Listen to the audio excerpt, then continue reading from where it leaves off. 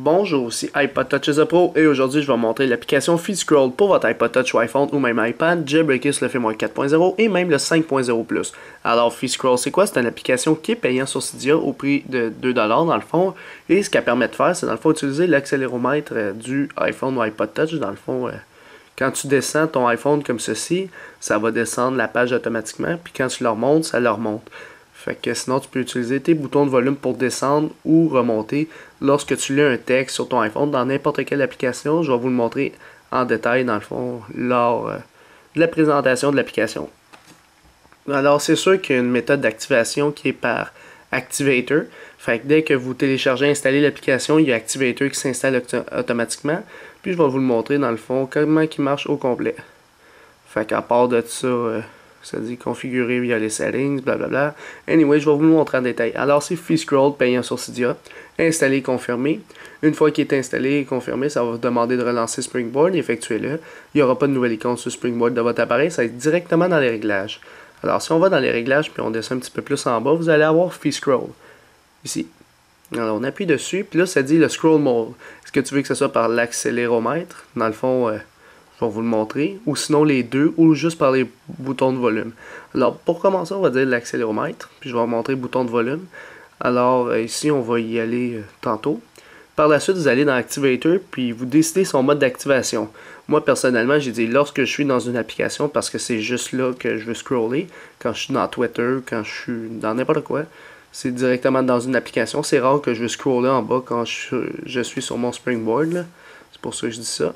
La barre de statut, j'ai dit très simple, appuyer le down, puis activer FeedScroll ici. Alors j'ai coché ça, et soyez sûr qu'il est actuellement signé à FeedScroll. Alors une fois que c'est fait, il est prêt, il est dans Activator. Maintenant si on retourne ici, je vais vous le montrer plus en détail. Fait que on va juste quitter, on va aller dans Safari, par exemple sur iPodTouchIsAPro.com. Fait que là, quand je le penche, quand je le monte, ça fait rien. Parce qu'il n'est pas activé. Pour l'activer, parce que si, admettons, tu veux utiliser tes boutons de volume ou tu veux tout simplement pas FeedScroll, tu sais, c'est normal. Là. Mais quand tu veux FeedScroll, tu double tapes sur le bord de statut comme on a configuré dans Activator. Alors là, ça dit que FeedScroll est maintenant activé.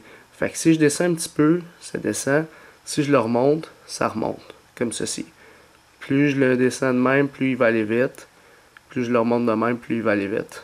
Fait que dépendamment de la vitesse que je veux le descendre, admettons je lis un texte, je peux le descendre de même, puis je vais lire mon texte en même temps. Jailbreak iFate 1.4, récupératif Cydia, thème du jour, H1 Siri, le logiciel CDF, etc. Fait que tu sais, je peux lire mes articles sans avoir à tout le temps bouger ma page. En passant, si tu veux le désactiver, tu as juste à bouger comme j'ai fait. Fait qu'on va le réactiver. Admettons que je veux le désactiver, tu touches à ton écran puis il est désactivé. Ou tout simplement, là il est activé. Quand tu fermes l'application, automatiquement, il se désactive en disant Disable. Fait que si on retourne ici dans les réglages, il est en mode accéléromètre. Là, tu lui dis, dans l'accéléromètre, je veux une accélération plus vite. Fait que si on retourne, mettons, dans Safari, on retourne au début, on double tape, oups, là j'ai mal fait ça. Là. On va juste attendre qu'il load la page. Je double tape en haut, puis là, il va aller beaucoup plus vite que tout à l'heure parce que j'ai... dans le fond, j'ai décidé qu'il accélère plus vite dans son accéléromètre. Fait qu'on voit qu'il va plus vite que tout à l'heure. Fait que là, si je retourne là, moi je le trouve trop vite. Fait que je vais retourner dans les réglages, je vais le baisser un petit peu. Fait que d'habitude, le monde le laisse par défaut. Puis maintenant, je vais vous monter le volume. Si je m'en vais ici dans Volume Button, maintenant il est en mode Volume Button. Si je m'en vais dans Safari, puis j'active, il va plus marcher parce que j'ai désactivé l'accéléromètre. Maintenant, ça va être les boutons de volume. Fait que je descends. En appuyant en bas, en appuyant sur le bouton du haut, dépendamment, ça descend ma page. Fait que moi, personnellement, j'aime mieux cette option-là, qui est de descendre avec les boutons de volume, parce que si vous écoutez de la musique, tu sais, et vous désactivez FeedScroll dans le fond, admettons, je bouge ma page, je l'ai désactivé, là, je peux descendre mon volume normal. Mais lorsqu'on active FeedScroll, maintenant, c'est vraiment les boutons de volume qui fonctionnent là-dessus. Alors moi, personnellement, j'aime mieux le FeedScroll dans le fond avec les boutons de volume que l'accéléromètre parce que l'accéléromètre je sais pas là dépendamment de la position, il faut que je sois vraiment placé de même pour que ça fonctionne. Fait que tu sais, mettons que je suis couché ou whatever, ça va pas trop marcher. Tandis que les boutons de volume, c'est tu dois peser le bouton, fait que ça dépend pas de la gravité ou whatever là. Puis le scroll selection, c'est plus pour les iPads. Fait que tu l'actives, puis parce qu'il y a plus de méthodes de scroll dans l'iPad. Alors tu l'actives, puis il y a d'autres options qui arrivent, là. Mais ça dit manuellement de scroller, tout simplement. Alors tu peux activer même les deux, alors l'accéléromètre et les boutons de volume dépendamment. Fait que c'était pas mal tout pour l'application FeeScroll pour votre iPod Touch iPhone, Jailbreakers le fait moins 4.0 ou 5.0 ou plus. Alors pour l'application FeeScroll, je lui donnerai un total de 4 étoiles. Alors pourquoi 4 étoiles? Parce que je trouve que FeeScroll personnellement c'est une bonne application. La plupart du monde, soit qu'ils lisent des notes ou des textes sur leur iPhone, puis à place de descendre avec les mains puis bouger, tu sais, directement les boutons de volume, tu descends puis tu remontes. Fait que je trouve ça quand même intéressant d'avoir cette option-là pour un iPhone ou iPod Touch, whatever.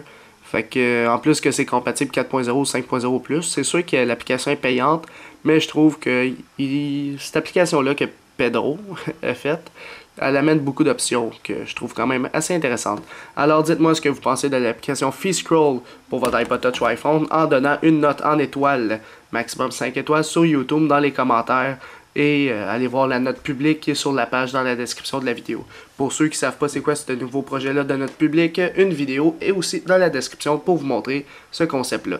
Alors c'est pas mal tout pour l'application FeeScroll pour votre iPod Touch ou iPhone, Jailbreakers le fait moins 4.0 ou même le 5.0 ou plus. C'est la fin de la vidéo. Visitez mon site internet www.ipodtouchesapo.com. N'oubliez pas de vous abonner à ma chaîne YouTube en cliquant sur s'abonner en haut à gauche. Et aussi, abonnez-vous à mon Twitter pour me suivre sur Twitter. Et aimez la page Facebook iPod Touch the Pro officielle. Tous les liens sont dans la description de la vidéo. Alors c'est ça, c'était iPod Touch the Pro. Merci.